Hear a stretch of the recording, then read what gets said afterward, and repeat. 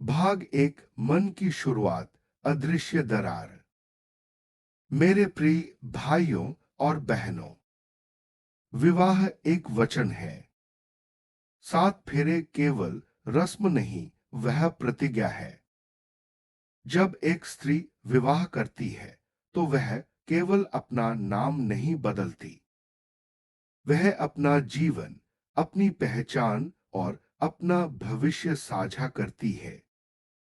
लेकिन कभी कभी बाहर से सब ठीक दिखता है और भीतर से कुछ टूट रहा होता है। एक स्त्री शादीशुदा, पति अच्छा है, घर है, सम्मान है, फिर भी उसके मन में किसी दूसरे पुरुष के लिए आकर्षण क्यों जागता है? क्या वह चरित्रहीन है या वह भावनात्मक रूप से भूखी है? या समाज ने उसे कभी अपनी भावनाएं समझने का मौका ही नहीं दिया? मस्तिष्क, दिमाग, मनोवैज्ञानिक गहराई। मानव मन तीन चीजें चाहता है: समझा जाना, सराहा जाना, चाहा जाना।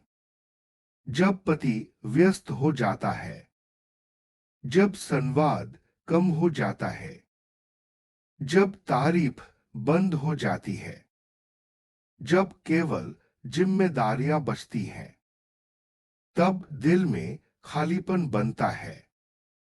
और वही खालीपन किसी तीसरे व्यक्ति को जगह देता है।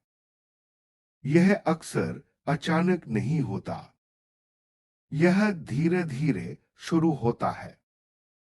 पहले सामान्य बातचीत, फिर भावनात्मक शेयरिंग, फिर तुलना, फिर आकर्षण, और एक दिन मन अपने ही रिश्ते से दूर हो जाता है। आग आकर्षण बनाम प्रेम। आकर्षण क्या है? आकर्षण वह है जो नया है। आकर्षण वह है जो रहस्य है। आकर्षण वह है जिसमें जिम्मेदारी नहीं। प्रेम क्या है? प्रेम वह है जो रोज निभाया जाता है। प्रेम वह है जो बीमारी में भी साथ खड़ा रहता है। प्रेम वह है जिसमें त्याग है। अक्सर हम आकर्षण को प्रेम समझ बैठते हैं। टूटा दिल, तुलना का जहर।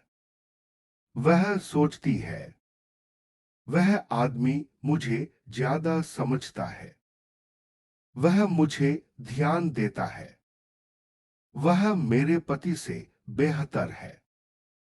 लेकिन क्या उसने उस दूसरे व्यक्ति को जिम्मेदारी निभाते देखा है? क्या उसने उसे क्रोध में देखा है? क्या उसने उसे संघर्ष में देखा है? नहीं, क्योंकि बाहर का व्यक्ति केवल अपना अच्छा चेहरा दिखाता है। शिशु परिवार पर प्रभाव।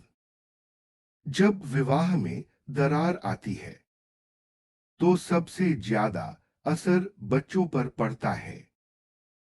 उनका भरोसा रिश्तों से उठ जाता है। उनका भावनात्मक संतुलन बिगड़ता है।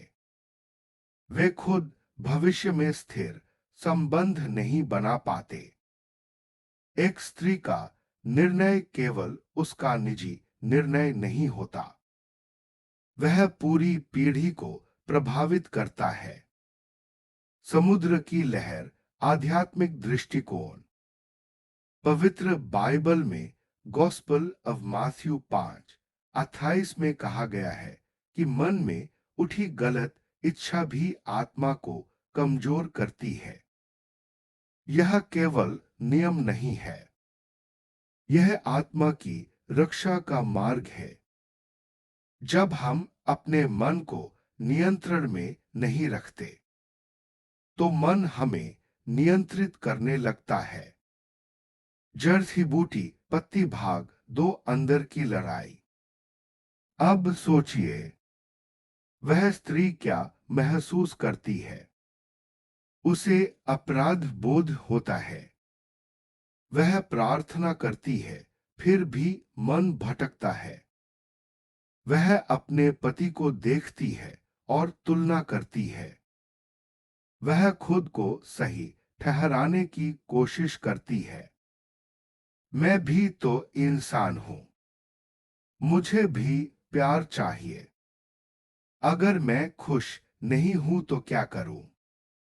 यही वह मोड़ है जहां चरित्र की परीक्षा होती है, सच्चाई का सामना। सवाल यह नहीं कि आकर्षण आया या नहीं। सवाल यह है, आपने उस आकर्षण को बढ़ाया या रोका? हर इंसान के जीवन में परीक्षा आती है, लेकिन हर परीक्षा में गिरना जरूरी नहीं।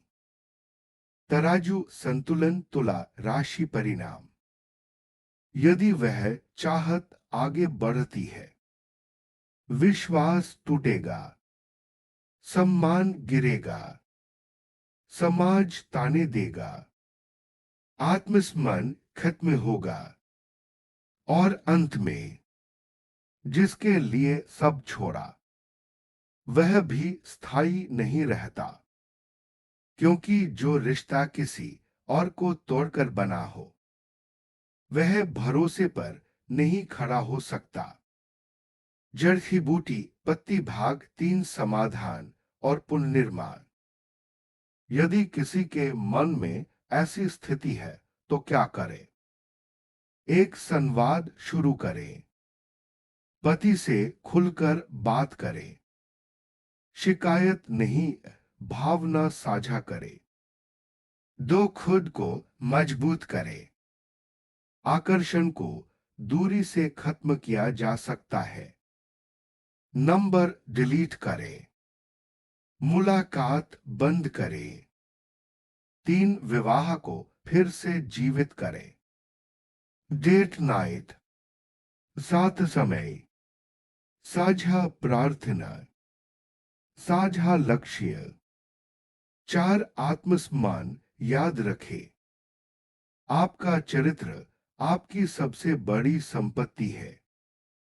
चेरी ब्लॉसम अंतिम संदेश। एक स्त्री कमजोर नहीं है, वह भावनात्मक है। और भावनाएं गलत नहीं, लेकिन निर्णय सही होना चाहिए। विवाह केवल समाज का नियम नहीं, यह विश्वास का घर है।